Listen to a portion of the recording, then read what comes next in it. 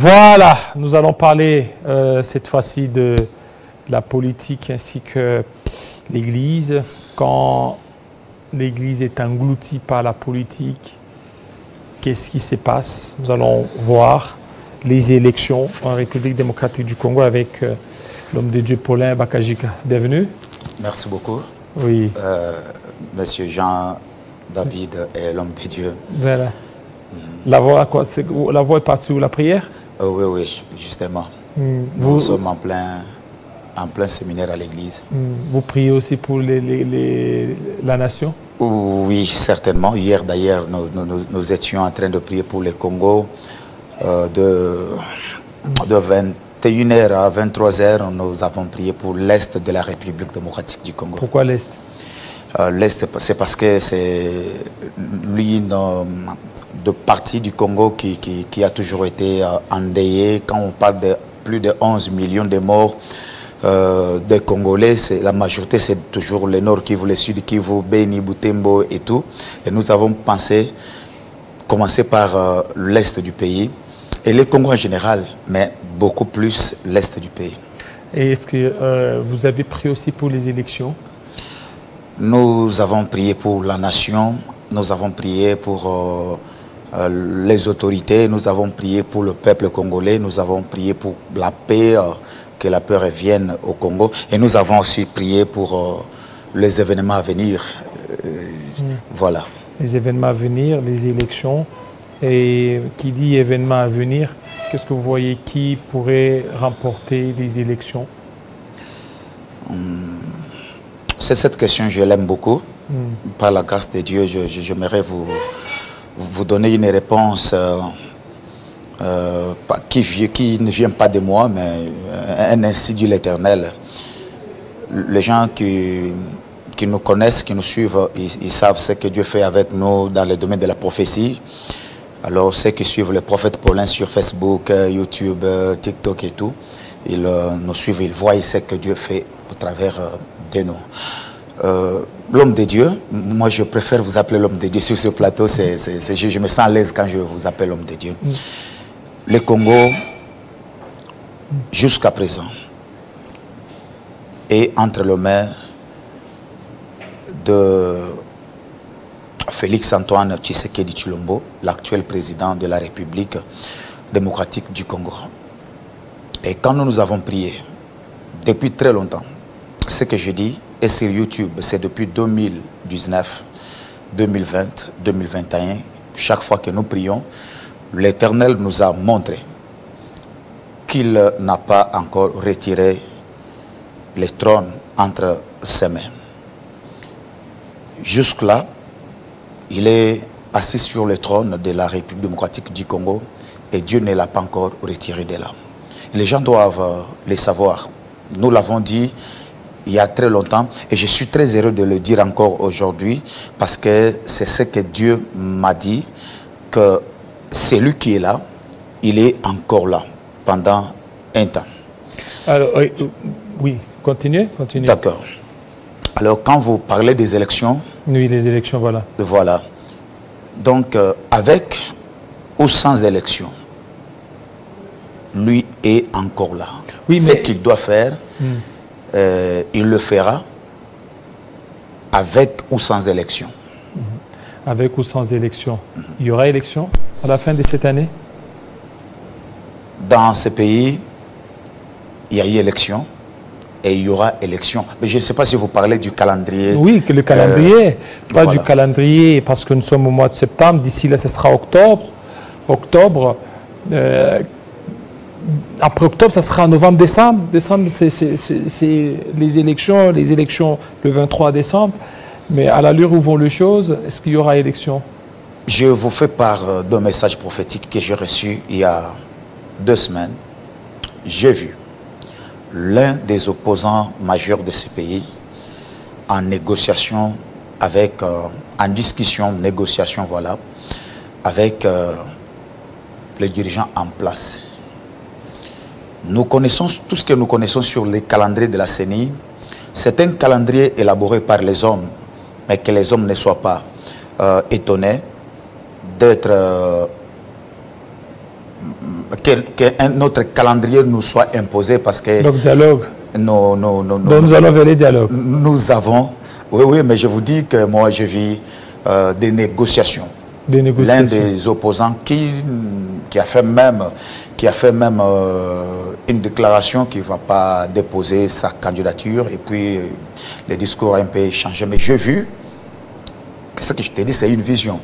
Des négociations. Qu'ils étaient en train, ils étaient dans une sorte de négociation et tout. Alors l'avenir peut nous surprendre selon le calendrier des hommes et aussi le calendrier de Dieu par rapport à l'avenir de la République démocratique du Congo. Alors, puisque nous parlons de la politique, l'Église, quand l'Église est engloutie par la politique, il y a deux choses qui se passent. Vous êtes là, on voit les hommes de Dieu qui sont à la solde des politiques, des hommes de Dieu qui veulent travailler avec des politiques, qui veulent à tout prix, qui se retrouvent dans les salons huppés des politiques. Vous ne voyez pas qu'avec ça, la religion ou la présence de Dieu est en train de diminuer et quand à tout moment ils veulent à tout prix être entourés des politiciens et des politiques?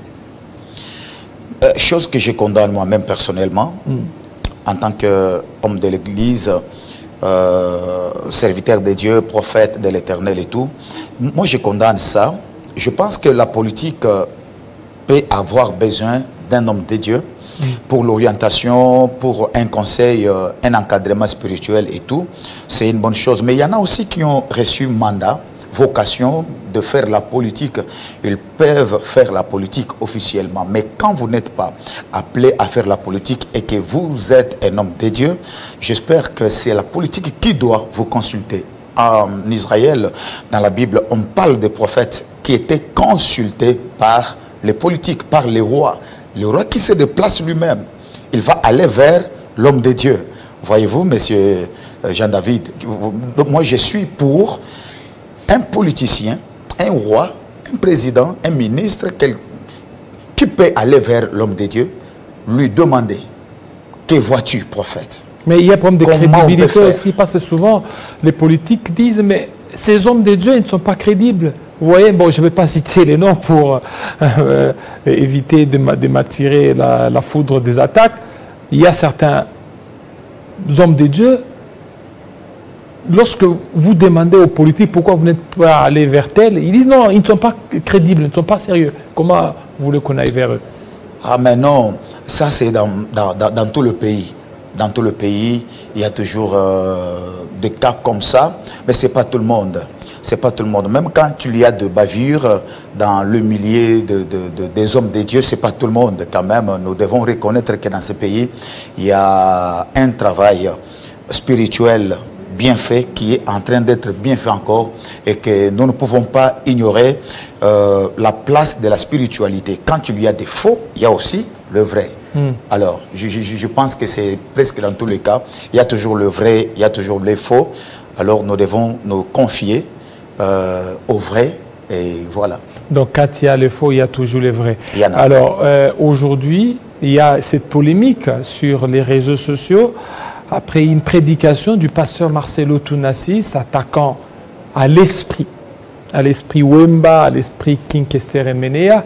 Vous ne voyez pas que certaines fois, les hommes de Dieu, ils manquent du fois de la sagesse dans une prédication. Quand vous citez les noms des musiciens, des politiques, ça risque de vous attirer des problèmes et des ennuis. Outre le pasteur Marcelo, il y a aussi le pasteur Jean Bosco Kindomba. Il a cité les noms d'un artiste musicien. Alors, beaucoup de commentaires dans divers sens. Merci beaucoup, Papa Jean-David. En 2022, alors que j'étais dans un live prophétique, comme chaque fin de l'année, je fais des lives comme ça où nous demandons à l'Éternel de nous donner l'agenda de l'année prochaine. J'étais en train de... Je crois que vous aussi, vous allez peut-être nous suivre plus tard, vous verrez. J'étais en train de prier pour que Dieu me montre ce qui va arriver en 2023. J'ai vu des scandales et des hommes de Dieu qui étaient cités dans des scandales, qui leurs propos ont scandalisé le pays et la nation. Et j'ai donné cette prophétie où je disais, on doit beaucoup prier pour l'année 2023 parce qu'il y aura des scandales. Les hommes de Dieu seront cités dans des choses et la toile va bouger, les gens en parleront. Et quand je vois tout ce qui se passe avec le pasteur Marcelo, que je salue d'ailleurs en passant, je pense que Dieu nous avait déjà prévenu qu'il y aurait des scandales, j'appellerais des scandales majeurs ou mineurs, mais c'est un scandale. Voilà mon point de vue. Oui, nous sommes des hommes de Dieu. Nous ne sommes pas des hommes de Dieu, on peut faire des erreurs. Exemple, non, nous ne sommes pas des dieux, mais nous sommes des hommes de Dieu. Ça veut dire que nous sommes humains. Nous sommes humains. Je pense que citer le nom de la personne, ce n'est pas une bonne chose parce que nous sommes dans un pays de droit. Quelqu'un peut se plaindre, c'est donné à tout le monde. Quand tu te sens concerné par quelque chose, tu peux aller te plaindre. Alors, citer le nom, ce n'est pas une bonne chose. Je crois que de ce côté-là, je ne peux pas, ne pas vraiment le dire clairement. Mais, Papa Jean-David, dans ce pays, nous avons vu, nous sommes bantous, voilà, notre culture ne nous permet pas d'insulter les morts et tout, de parler des morts et tout. Mais prenons l'exemple dans ce pays, vous connaissez le maréchal Mobutu, le président de la République qui a dirigé le Zaïre à l'époque pendant plus de 32 ans, qui a fait d'ailleurs des choses que tout le monde ne peut pas ignorer aujourd'hui. Beaucoup de choses d'ailleurs, alors bien qu'il ait été traité de tous les noms et tout, mais les gens parlent de Mobutu, en mal d'ailleurs. En mal, effectivement. Mais pourquoi les gens s'attaquent? Mobutu a fait ceci, Mobutu a fait ceci. Les gens s'attaquent au pasteur Marcelo. Mais c'est ça. Alors que les gens, Mobutu et les autres. Les gens ont insulté Mobutu, qui était d'ailleurs président de la République. Mobutu qui a fait beaucoup de choses. Mais au moins, les gens n'ont pas manqué l'occasion de critiquer peut-être sa gestion, parler de lui. Est-ce que vous avez vu la famille Mobutu aller se plaindre et porter plainte? Non. Dans ce pays, Kabila, le père, président de la République, qui ne l'a pas injurié. Tout le monde dit avec, c'est celui qui est arrivé avec les Rwandais et tout. D'ailleurs, on a parlé de Kabila en bien tout comme en mal. Je n'ai pas vu la famille de Mosé Kabila aller porter plainte. Mais si on peut quand même se faire l'idée de parler même des hommes, des grands qui ont dirigé même le pays, et faire un commentaire par rapport à leur système. Je pense que le pasteur Marcelo n'a pas parler seulement de Wemba. Et les gens doivent comprendre que c'est dans quel contexte il parlait. Le thème d'abord de son message, c'était la délivrance de la nation par l'Église, je crois. Donc, il devait parler des systèmes, il parlait des esprits, il parlait de pères fondateurs.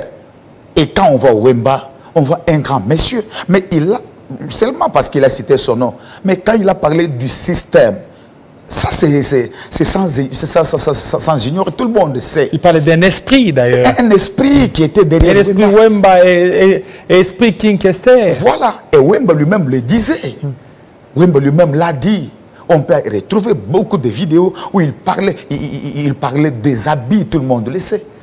Alors, je pense que c'est un scandale, comme les gens le considèrent, et c'est déjà arrivé. Et ça doit passer. Mais parce que c'est une vérité. Moi, je dirais que le pasteur Marcelo doit rester calme. Jésus-Christ a été insulté. Les gens l'ont insulté. Beaucoup n'ont pas cru à son message au nom de la vérité. Il a été traité de tous les noms, mais il était Jésus-Christ. Quand la vérité blesse, je pense que c'est toujours la vérité. Elle est toujours la vérité. Mais je dois dire quelque chose, Papa Jean-David. Si, oh là là, Seigneur, voici ce que je comprends. Les Congolais, nous sommes méchants. Très méchants même. Parce qu'on touche le nom d'un individu, un homme, quel que soit ce qu'il était, quel que soit ce qu'il représentait. C'est toute la République, c'est la toile qui bouge, c'est tout le monde qui en parle. Mais un individu. Mais prenons l'exemple de la nation congolaise. Ce pays qui actuellement n'a pas le contrôle de tous ces territoires. Bunagana n'est pas entre les mains des Congolais. Rutshuru, Massissi et partout là. Est-ce que les Congolais en parlent? Quand on touche à la dignité de votre nation, quand votre nation est agressée, quand on tue, on viole, on massacre, Vous ne voyez pas le débat sur la toile. Vous ne voyez pas les gens qui s'enflamment, qui parlent pour défendre les Congo, la nation. Mais c'est quand un individu est touché, quand on parle d'un homme, on voit tout le monde, tout le plateau de télévision, YouTube, Facebook, Instagram, TikTok, les gens parlent parce qu'on a cité un individu, on condamne un système. Mais lorsque les Congo, votre nation, est attaquée, menacée par les ennemis, pourquoi les Congolais n'en parlent pas? Je suis en train d'assister à un procès où je vois un artiste musicien qui a porté plainte à un journaliste. Ça se voit au Congo. Nous avons un discours qui a rempli les stades de martyrs, qui ne l'a pas rempli. Nous sommes toujours là. J'ai compris qu'il y a un esprit qui dirige les Congos, c'est la musique. Quand il s'agit des leaders, des chantres, de musiciens profanes, on ne peut pas toucher. Quand tu touches à leurs leaders, vous voyez tout le monde qui peut... Les warriors, les Gaulois... Nous sommes dans une république de warriors, des Gaulois et tout. Mais est-ce que vous savez que Bunagana n'est pas entre les mains des Congolais? Vous posez la question à un jeune Kinois de 30 ans, de 25 ans. Est-ce que tu connais Bunagana? Il va te dire, Bunagana c'est quoi? Il y a des gens qui ne connaissent pas Rutshuru, Massissi. Il y a des gens qui ne connaissent pas ces choses. Alors, j'ai comme impression que la musique est en train de coloniser la République démocratique du Congo. Nous sommes une génération qui n'a pas de conscience. Alors moi, je pense que il y a quelqu'un, ces derniers temps, j'étais en train de le louer. J'étais en train j'ai cherché même son numéro un jour, c'est Boké Chouayambo. Il a fallu qu'il y ait des gens comme des Boké Chou dans ces pays. Oui. Il faut qu'il y ait la génération de Boké Chou. Les gens qui peuvent parler. Je sais que je ne cautionne pas sa façon de parler. Le Kingara. Je ne cautionne pas ses insultes. Mais je me dis, c'est un réveil. C'est une trompette que parfois Dieu a suscité. À chaque fois qu'il sonne, que les gens sachent qu'il y a quelque chose qui se passe au Congo. Parce que s'il n'y a pas de Boké Chou, et qu'on compte sur les Kinois vont seulement te parler des stades de martyrs qui avaient rempli, qui n'avaient pas rempli. Alors il faut qu'il y ait maintenant des gens comme des Boké Chou qui sonnent la trompette pour que les gens savent qu'il y a un problème à l'est du pays. Voilà, ça c'est bien. Et votre église, c'est où? Nous sommes à Bandalungwa. Juste à côté de la maison communale de Bandalungwa. L'arrêt s'appelle Horoscope. Nous sommes à 100 mètres de la maison communale. Notre église, c'est Peniel Maranatha. Nous sommes là, nous prions presque chaque semaine. Voilà, chaque jour? Pas chaque jour, chaque semaine. Nous avons un programme mardi, soir à 15 h. Nous prions le mercredi. Chaque mercredi, nous avons une veillée de prière. Le jeudi, nous prions à 15 h. Le samedi, nous avons une montagne de prière à partir de 7 h. Et le dimanche, un culte dominical. Voilà, Bakajika. Prophète Paulin Bakajika sur YouTube, TikTok, Instagram. Et voilà, nous sommes là et nous avons été très fiers de parler du Congo. C'est très important. Nous vous aurons dans nos différentes émissions pour parler du Congo. On vous a raté le jeudi passé, alors que je vous ai annoncé que je devais vous recevoir. Et je m'en excuse d'ailleurs que les gens me pardonnent. Voilà, effectivement. Merci beaucoup, homme de Dieu. Merci. Surtout de votre passage, parce que ça, c'est vraiment un réveil. Donc, aimer son pays. Oui. Parler de son pays. Le patriotisme. Voilà, pas parler des individus. Oh, warrior, Gaulois. Même le pasteur, si vous m'accordez 30 secondes. Allez-y. Le pasteur congolais, moi je suis contre beaucoup de pasteurs. Le pasteur congolais qui parle souvent de Goliath et David. Goliath et David. Mais ils oublient que Goliath et David, c'est une histoire déjà passée.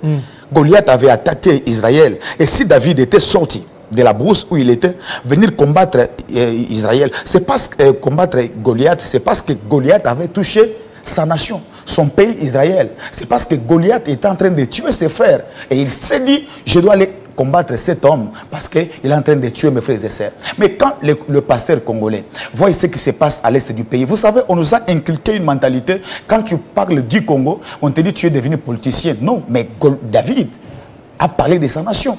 Nous parlons de David. Nous parlons de Goliath. Mais nous oublions qu'aujourd'hui, les pasteurs congolais peuvent faire des séminaires où ils peuvent parler de Goliath. Et le vrai Goliath des Congolais, c'est le M23. Le vrai Goliath des Congolais aujourd'hui, c'est Paul Kagame qui est derrière le M23. C'est le vrai Goliath. Et je pense que même si l'Église en parle, ce n'est pas un péché. Voilà. Voilà. Merci. Merci beaucoup. Nous allons terminer avec Cyrilla Kotananga pour parler de la femme élection. Elle vient de